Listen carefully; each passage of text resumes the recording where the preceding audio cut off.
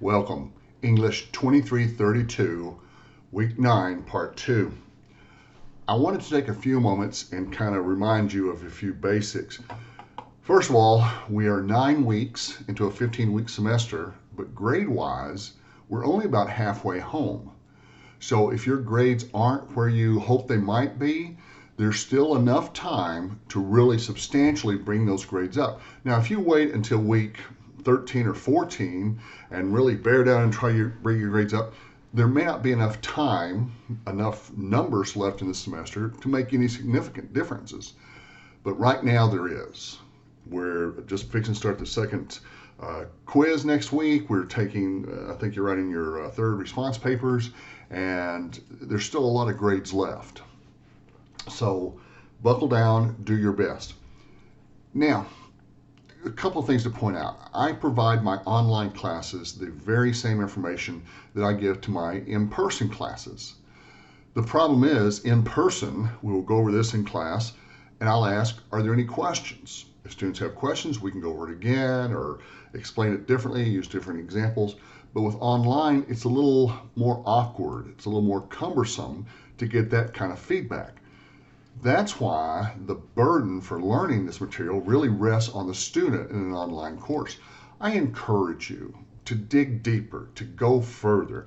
There's tons of information out there about Beowulf, about the Middle Ages, about Dante and the Inferno and Paradise and Purgatory. There's podcasts and YouTube videos and discussion forums, and there's just lots and lots and lots of places where you can go to find more information. If you learn the information I give you, that's great, and that's probably going to be enough. But if it's not enough, if you don't really feel like you've mastered the material, if you don't feel like you have a good grasp on the information, keep going, dig a little deeper.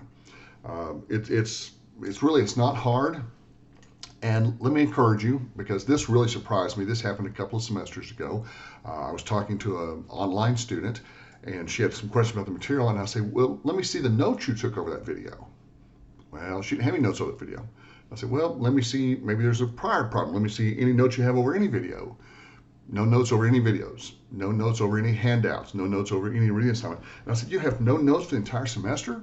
And she said, it's an online course. We don't have to take notes.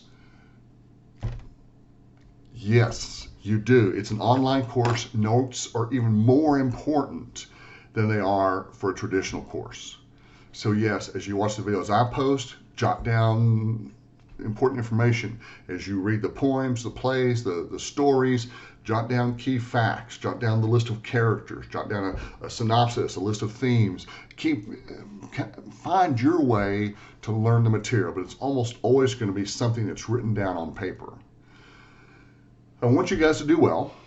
There's still enough time left in this semester for you to do that, but you got to realize it takes time, it takes effort, and I hope you're committed and willing to do that.